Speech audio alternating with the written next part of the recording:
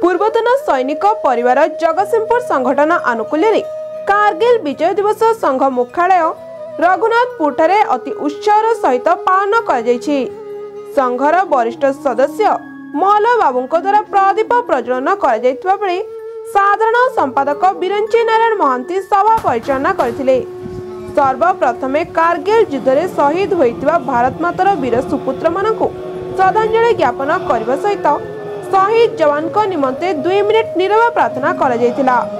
परे परे जातीय संगीत गान करी संपादक सभा कार्य आरंभ करथिले। विशेषकर जगतसिंहपुर जिला मध्य किपरि समाज कल्याण कार्य अधिकरू अधिक करने निमंते समस्त सभ्य मध्य विचार विमर्श होइतिला। तत्सहित 25तम कारगिल विजय दिवस युद्ध जीतिबा खुशी रे मीठा बंटन करने सहित भारत मातार जयगान करथिले। कोषाध्यक्ष विपिन महापात्र धन्यवाद अर्पण करी सभा सांग करथिले।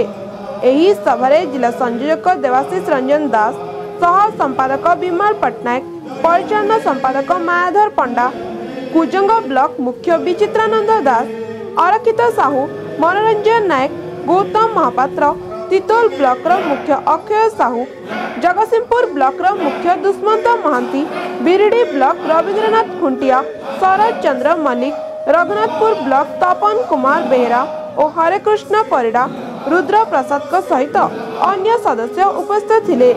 Bureau report ONM news.